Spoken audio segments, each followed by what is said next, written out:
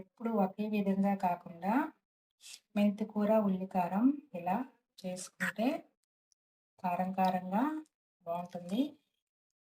ఇప్పుడు ఎలా చేయాలో చూపిస్తాను. తయారు చేసుకుందామా.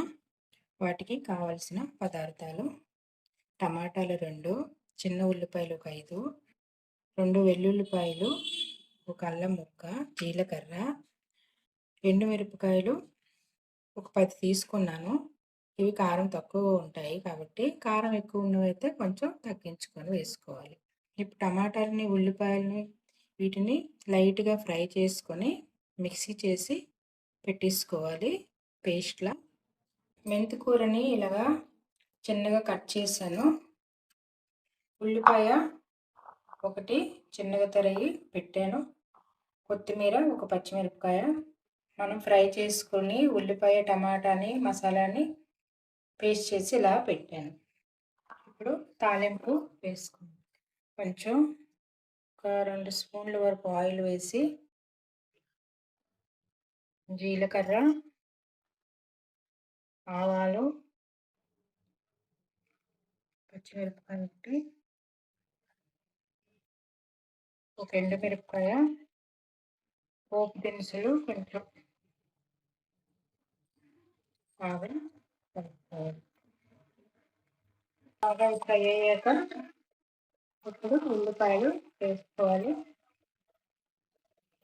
ఇప్పుడు ఇలా ఉల్లిపాయలు ఇలా ఫ్రై అయిపోయాయి. ఇప్పుడు కరివేపాకు వేసుకోవాలి. ఇప్పుడు మనం కట్ చేసి పెట్టుకున్న మెంతి కూర వేసి బాగా ఫ్రై చేసుకోవాలి. ఫ్రై అయింది. వీటిలో కొంచెం రుచి తగ్గట్టు సాల్ట్, కొంచెం పసుపు,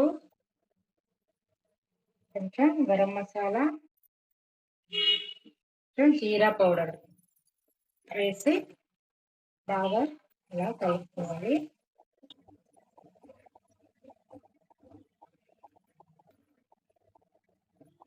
ఇప్పుడు మనం తయారు చేసి పెట్టుకున్న ఈ మసాలా ముక్కని వేసుకొని బాగా కలుపుకొని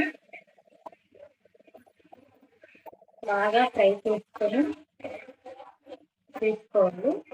మూత పెట్టి కొత్తిమీర వేసి ఇలా 5 నిమిషాలు ఫ్రై అవుతుంది. ఇలా చేసుకుంటే చాలా బాగుంటుంది. మెంతి